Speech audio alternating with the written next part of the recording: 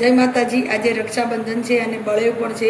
आज આપણે સુખડી કરવાનો रिवाज है એટલે આપણે સુખડી બનાવીશું।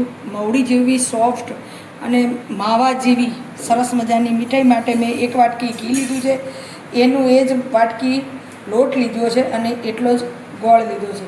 હવે સૌથી પહેલાં આપણે એક પેનમાં ઘી નાખીશું, ગેસ ચાલુ કરી દઈશું। હવે એની અંદર જે લોટ છે એ નાખી અને બરાબર શેકી લેવાનો છે।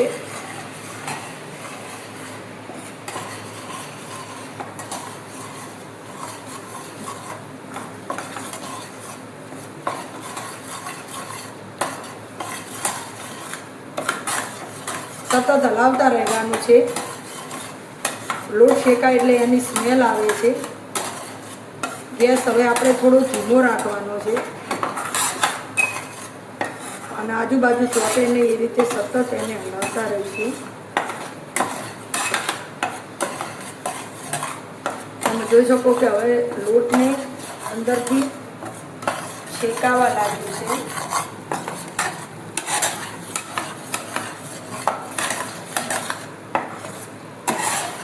આ લોટ કાચું નથી રહેતું અને સુખડી પણ મસ્ત પોચી અને આપણે મવડીની અંદર જે પ્રસાદ ખાઈએ છીએ તેના જેવી જ બને છે।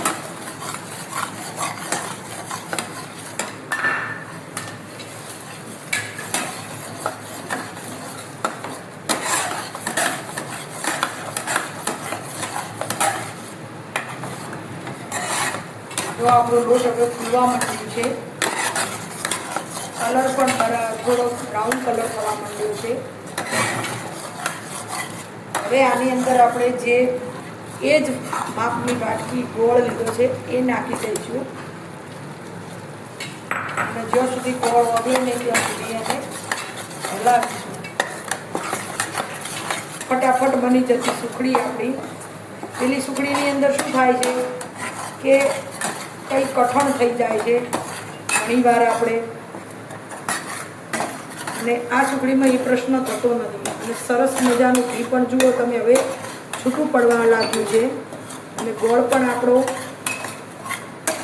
ઓગળી જવા લાગ્યો। સુખડીનો કલર પણ ચેન્જ થઈ ગયો છે।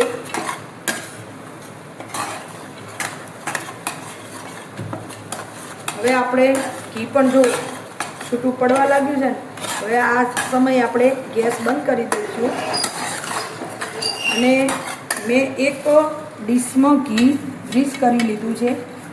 હવે એની અંદર આપણે આ જે સુખડી છે એ નાખી દઈશું અને એક વાટકીથી એને બરાબર સ્પ્રે કરી દઈશું।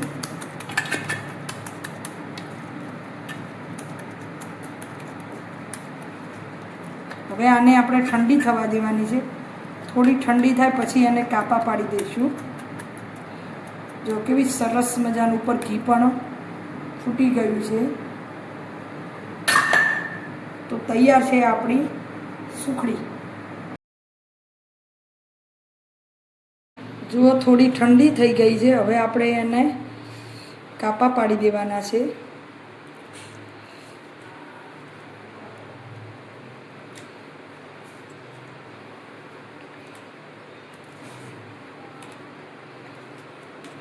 જો સરસ મજાના કાપા પડી ગયા છે, તમે જોઈ શકો કે કેવી મસ્ત તમે આ જે બળેવ છે અને આપણે વીરદાદાને સુખડી ચડાવવાની છે, તો એ માટે મેં દીવો કરી દીધો છે જુઓ, અને આપણે સુખડી ધરાવી દઈએ છીએ।